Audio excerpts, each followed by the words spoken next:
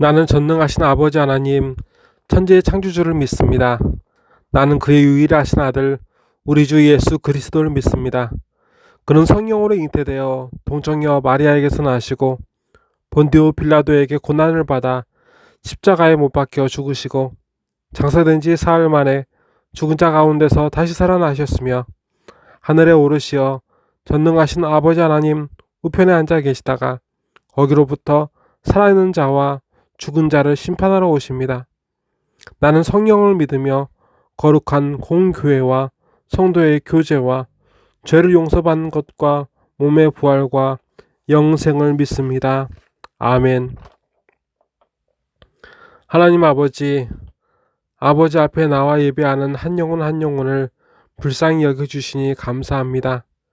믿음이 아니면 하나님을 기쁘시게 할 수 없다 하신 말씀을 의지하여 하나님 아버지를 믿는 자녀들의 예배마다 성령님의 감화 감동 역사하심이 충만케 하옵소서. 매일매일 순간순간마다 하나님 아버지의 은혜뿐입니다. 늘 감사하게 하옵소서. 늘 기뻐하게 하옵소서. 늘 기도하게 하옵소서. 오히려 힘들 때마다 찬송이 일어나게 하시고 낙심이 될 때마다 말씀을 더 분명하게 의지하게 하옵소서. 우리의 힘이신 하나님을 찬송합니다. 지금 예배하는 이 순간까지는 염려와 불평이 가득한 일생이었을지라도 예배 후엔 평안과 감사가 풍성하게 하옵소서. 이 시간 아버지의 생명의 말씀을 먹이어 주시옵소서. 나사렛 예수 그리스도의 이름으로 간절히 기도드리옵나이다. 아멘. 오늘 우리에게 주신 우리 아버지 하나님 아버지의 말씀은 마태복음 22장 23절부터 32절까지의 말씀, 신약 38면에 있는 말씀입니다. 부활이 없다는 사두개인들이 그날 예수께 와서 물어 이르되 선생님이여 모세가 일렀으되 사람이 만일 자식이 없이 죽으면 그 동생이 그 아내에게 장가들어서 형을 위하여 상속자를 세울지니라 하였나이다. 우리 중에 7형제가 있었는데 마지가 장가들었다가 죽어 상속자가 없으므로 그 아내를 그 동생에게 물려주고 그 둘째와 셋째로 일곱째까지 그렇게 하다가 최후에 그 여자도 죽었나이다. 그런즉 그들이 다 그를 취하였으니 부할 때에 일곱 중에 누구의 아내가 되리이까? 예수께서 대답하여 이르시되 너희가 성경도 하나님의 능력도 알지 못하는 고로 오해하였도다. 부할 때에는 장가도 아니가고 시집도 아니가고 하늘에 있는 천사들과 같으니라. 죽은 자의 부활을 논할진대 하나님이 너희에게 말씀하신 바 나는 아브라함의 하나님이요 이삭의 하나님이요 야곱의 하나님이로라 하신 것을 읽어보지 못하였느냐. 하나님은 죽은 자의 하나님이 아니요 살아있는 자의 하나님이시니라 하시니 우리가 듣고 그의 가르치심에 놀라더라.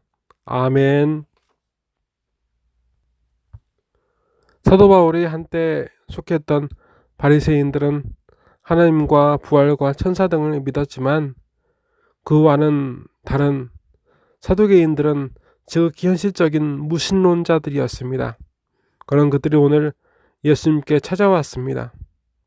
그들은 믿음이 없으나 그들 사이에 뿌리를 내리고 있는 모세의 율법에 대하여 많은 관심을 가지고 있었습니다. 일찍이 하나님께서는 이스라엘 지파들에게 가나안 땅을 나누어 주셨습니다. 그리고 그 땅은 그 집 하나 가족이 대대로 소유하게 하셨습니다. 그리고 그 소유가 끊어지지 않고 이어지게 하기 위하여서 그렇게 미망인이 있으면 미망인의 형제가 가까운 친척이 미망인과 결혼하여 그 자녀를 죽은 형제의 족보에 오르게 해서 그 집안의 대를 잇게 하고 그 땅을 영원히 상속받게 하였습니다. 사실 사두개인들이 물어본 것은 부활 시에 그 여자가 누구의 아내로 부활할 것인가 였을지라도 우리가 말씀을 통해서 깨달을 수 있는 것은 어찌 보면 상속입니다. 소유입니다.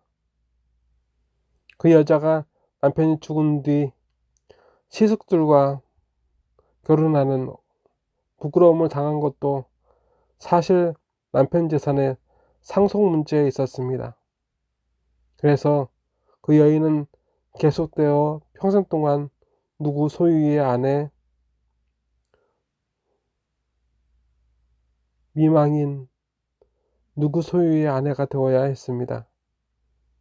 그래서 사두개인들은 누구에게서도 자녀를 낳지 못해 살다가 모두 죽었고 부활할 때 누구 소유의 아내로 부활할 것인가에 대하여 묻고 있었던 것입니다. 그 질문에 대해서 우리 예수님께서는 부활 때엔 더 이상 누구의 남편도 누구의 아내도 아니고 하늘에 있는 천사들과 같다고 하셨습니다. 결국 천국에서 그들은 누구 소유의 소유도 누구의 주인도 아니라는 것을 말씀은 가르쳐 주고 계시는 겁니다. 그러면 이것으로 말씀은 끝났을까요? 아닙니다. 죽은 자의 부활을 논할진대 하나님이 너희에게 말씀하신 바 나는 아브라함의 하나님이요 이삭의 하나님이요 야곱의 하나님이로라 하신 것을 읽어보지 못하였느냐. 하나님은 죽은 자의 하나님이 아니요 살아있는 자의 하나님이시니라 하시니 아멘. 부활은 다시 살아나는 것입니다. 죽은 육체 대신 영원한 육체로 하나님께서 다시 지어주셔서 신령한 육체로 다시 지음받아서 우리가 다시 사는 것입니다. 우리 예수님께서는 하나님에 대하여 죽은 자의 하나님이 아니라 살아있는 자의 하나님이라 하셨습니다. 그런데 예수님께서 인용하신 하나님의 말씀을 우리는 다시 보아야 합니다. 나는 아브라함의 하나님이요 이삭의 하나님이요 야곱의 하나님이로라. 아멘. 이 셋의 공통점이 보이십니까? 한 가문이다. 하지만 쉽게 보면 예수님께서 이 땅에 오시기 전 모두 죽은 사람들이라는 공통점이 있습니다. 그렇다면 왜 하나님께서는 죽은 자의 하나님이 아니라 하시면서 왜 그 죽은 그 세 명의 하나님이라 하신 것일까요? 하나님의 말씀을 알기 위해서는 우리가 믿어야 할 것이 있습니다. 죽은 자에겐 부활이 있고 그것은 본인의 의사와 상관없이 심판을 통해 영원한 벌을 받을 자의 부활이 있고 영원한 천국의 축복을 받을 부활이 있다는 사실입니다. 그 믿음을 통해 보면 아브라함, 이삭, 야곱은 더 이상 죽은 자가 아닙니다.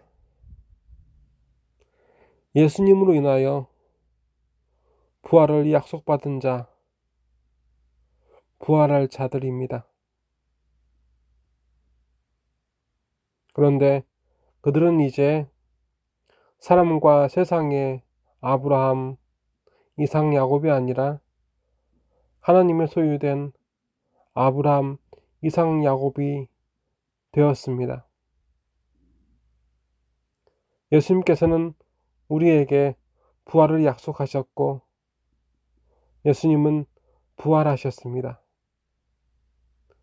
예수님과 더불어 영광된 부활을 믿는 꿈꾸는 우리 모두는 모두 다 하나님의 것입니다. 하나님의 자녀입니다. 하나님은 우리 아버지이시고 우리는 하나님의 자녀입니다. 그래서 우리는 죽음을 두려워하지 않습니다. 그래서 우리는 예수님과 더불어 부활을 기뻐합니다. 그래서 우리는 하나님과 영원히 나뉠 수가 없습니다. 그 하나님을 사모하십시오. 그 하나님을 기뻐하십시오. 우리는 하나님의 것이요, 하나님은 우리의 것입니다. 언제일지 모르는 죽음을 두려워하지 말고 지금 끊어진 하나님과의 관계를 다시 회복하십시오. 우리는 누구입니까? 우리는 누구의 것입니까? 하나님과의 관계 가운데 이 문제에 답이 있습니다. 다 같이 기도하시겠습니다. 하나님 아버지, 우리는 하나님 아버지의 것이요, 하나님은 우리의 것임을 깨닫게 하시고 또 믿게 하시니 감사합니다. 영존하신 하나님과 더불어 영혼을 살게 하시고 우리를 다시 하나님과 화목하도록 그 십자가에서 죽으신 예수님을 찬송하고 그 예수님의 부활을 다시 기억하며 의지하며 살아가려 합니다. 이 세상, 이 땅의 소유가 아닌 우리 하나님의 소유로 이 삶을 다시 시작하게 하옵소서. 지난 삶에 대한 애착이나 후회가 아닌 하나님의 자녀, 그 영원한 하나님과의 관계를 믿는 믿음으로 다시 시작하게 하신 예수님을 찬송합니다. 이 시간, 이 예배를 통하여서 더욱더 예수 그리스도를 통하여서 하나님과 더욱더 화목한 자녀들 되게 하여 주시옵소서. 가정이 무너졌습니다. 그리고 지금 상한 심령들의 아픔을 아버지 불쌍히 여겨주시고 고쳐주시옵소서. 우리 하나님을 사모합니다. 우리 하나님을 기뻐합니다. 하나님 아버지, 다시 하나님과 하나 되게 하옵소서. 이 썩어가고 불탈 수밖에 없는 세상과 하나 되는 것이 아니라, 사람들과 하나 되는 것이 아니라, 물질과 하나 되는 것이 아니라